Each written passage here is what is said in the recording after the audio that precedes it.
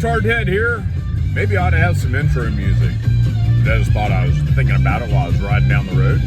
Listening to a little bit of Skinner. I hadn't heard this song in a while. It reminds me of my youth. And our first subject today is something about my youth. Yes, it's a glorious day. Mikhail Gorbachev is now burning brightly in hell. Yes, Mikhail Gorbachev. Now, Dave, but Gorbachev was a good guy. No, he was a fucking communist. That's a recurring theme with me, people. I don't dig communists. Gorbachev was an unrepentant communist. He was the leader of the Soviet Union, the de facto leader of the communist world. And today, he has assumed room temperature. He is now officially a good communist. Because he really in life, if you were a communist, if you were a fanboy, if you were a socialist, he really wasn't a good communist. A lot of communists and socialists look down on Gorbachev as a weak leader. And what a weak leader. You're leader of the communist world, yet you're still going to take capitalist money to make a commercial for Pizza Hut. Yes, he did. You can look it up. It's on the internet. I am going to post it to my Facebook page. Mikhail Gorbachev did a Pizza Hut commercial. I am not shitting you. But anyhow, looking back to my youth, I remember when Gorbachev visited with he and his wife, Raisa Gorbacheva, which the American media couldn't understand that her last name is Gorbacheva, not fucking Gorbachev, because we were culturally insensitive. I like throwing that shit in the face. You're culturally insensitive? No, it's just a fact. If you're a female in Russia, your last name begins with an A. I know about this. I am married to a Russian. I've spent some time in Russia. I've worked with Russians. I've worked in the former Soviet states. And I got a little better clue about what's going on. Still love this country, still despise communism.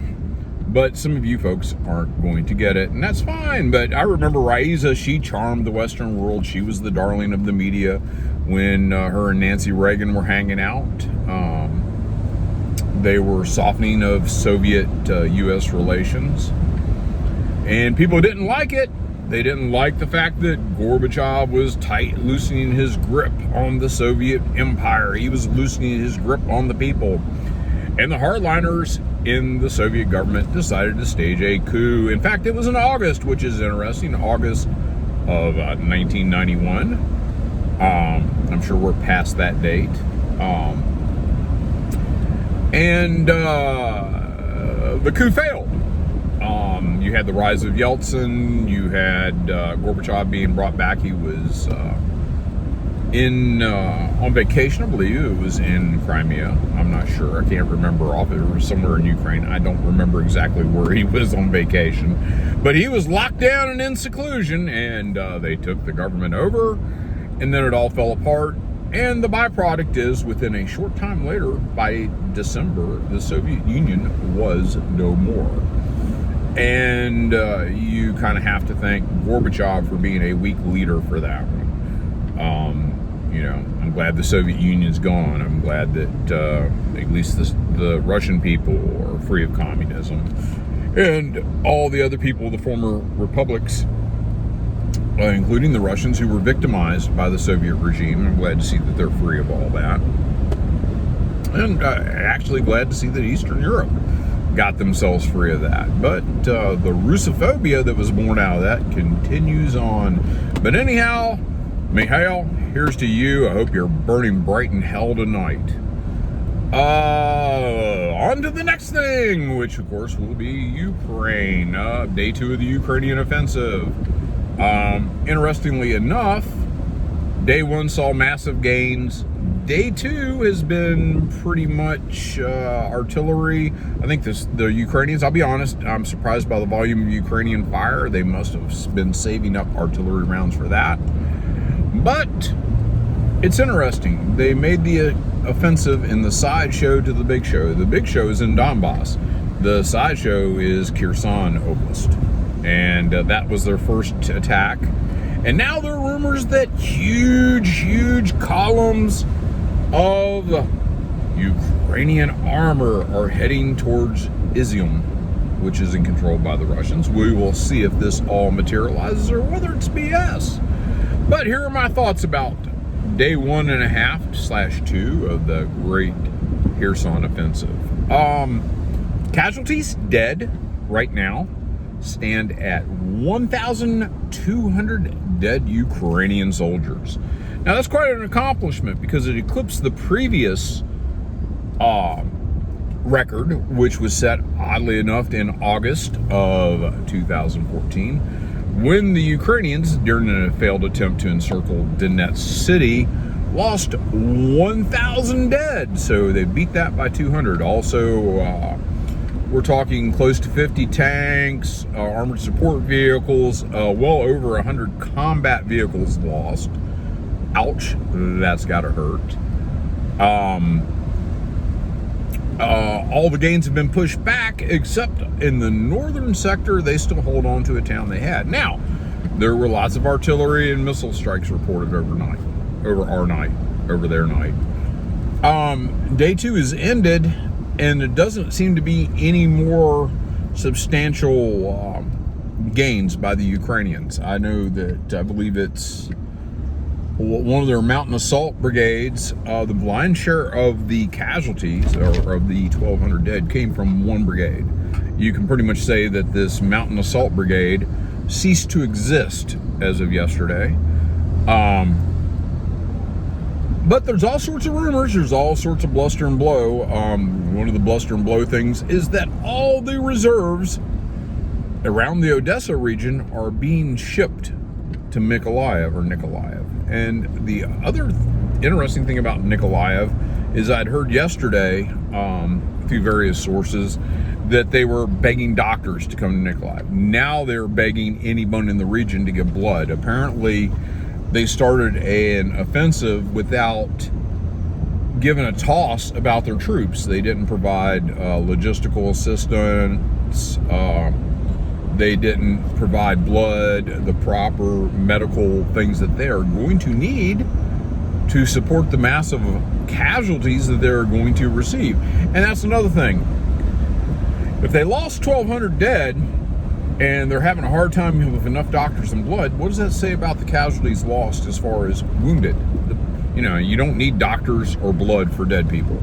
You need blood and doctors for people who are wounded and surviving.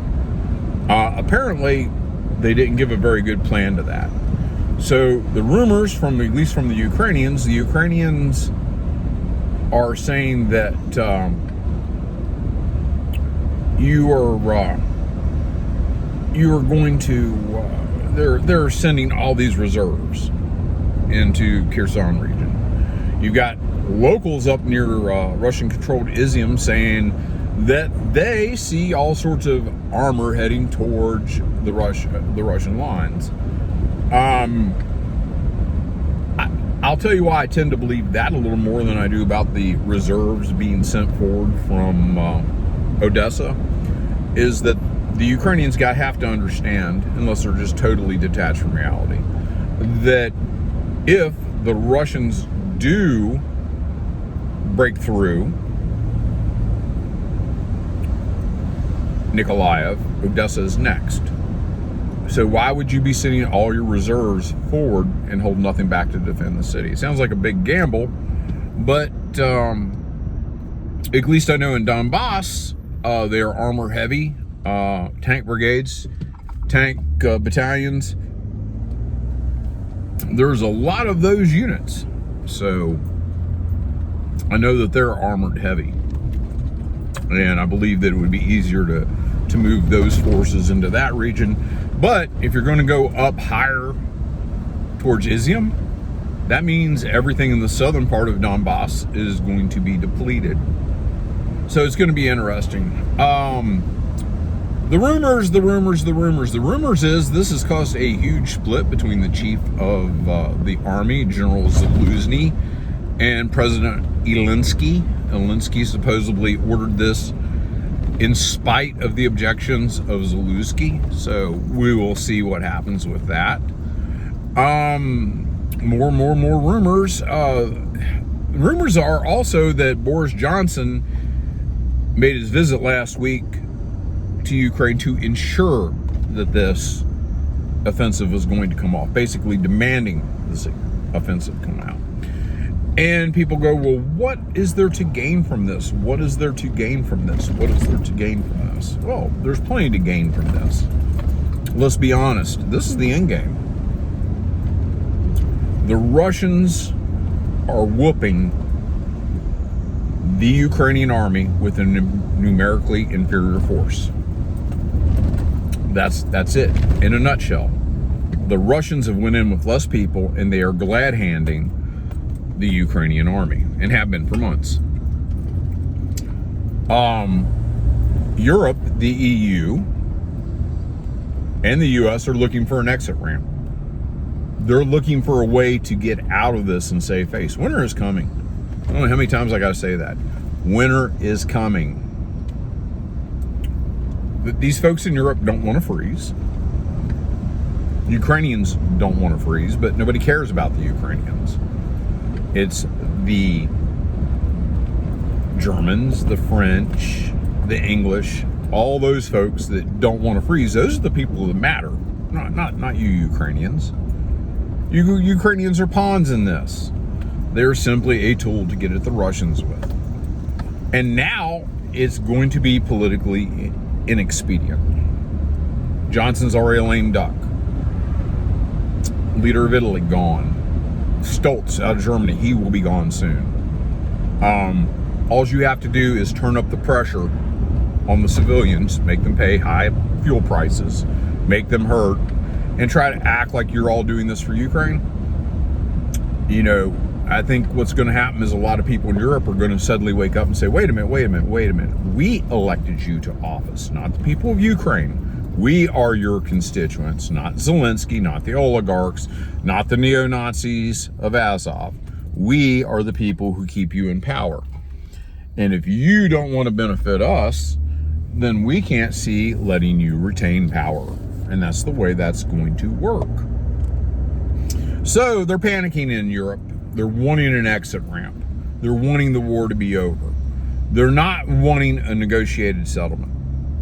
They don't want a negotiated settlement. They would rather see a large Russian victory. And they understand the time is not on Ukraine's side. The weapons tap is being turned down to a trickle. The money tap is being dialed back. And the Ukrainians aren't going to be able to field an army of Volkstrom here before long, and it's going to be over. They don't want to surrender. They want a massive Russian victory, I'm guessing, because that's what they're going to get. You're going to basically throw wave after wave of Ukrainian against the Russians. And it's interesting. I mean, there are certain things, I'm looking at maps, I'm checking everything out. There are certain things the Ukrainians are doing that are tactically sound.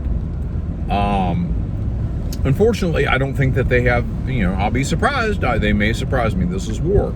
I don't think they have the combat capability to wipe out all the Russians west of the river in Kherson. I don't think they have the combat capability to take the city back. The Ukrainians have proved less than adequate in defense in cities, and don't forget the old adage, the best defense is a good offense. I don't think that they're going to be proving themselves especially skilled to retake Kherson, and they're miles away from Kherson. Meanwhile, the front in Donbass grounds on, and there's not much moves from there. It's stabilized. The Ukrainians continue to get shelled, and are being reduced. And unfortunately for everyone involved, unfortunately for the Ukrainian army personnel, unfortunately for their fucking families, unfortunately for the country, that's the way it's going to be. There is going to be a forced end to this. And wasting your troops in this manner, we'll see. I could be wrong. We'll see what day 3 brings. Kudos for being able to Although I really can't say that we're lasting 24 hours, because by midday it seems that most of everything is stalled out on the offensive. That doesn't mean that they can't renew attacks tonight or tomorrow. There's also another train of thought that a lot of these attacks in Kherson are to take off attention when the United Nations nuclear authorities reach Zaporozhye, and they're probably going to come out and have some nasty things to say about the Ukrainians shelling that facility. And they want to be able to take attention off that. If they've already had PR problems because Amnesty International has called them out. This new team comes to Zaporozhye and calls them out again. They're going to lose even more support. Although the people who support Ukraine are entirely uninformed, or they're just Russophobes. We'll go into that as it goes, and I understand why some of these folks are Russophobes. I especially like the stunning and brave people that just, this is the way it is, and this is the way it is, and we have to understand that people change, but not Eastern Europe. No, Eastern Europe must remain this way.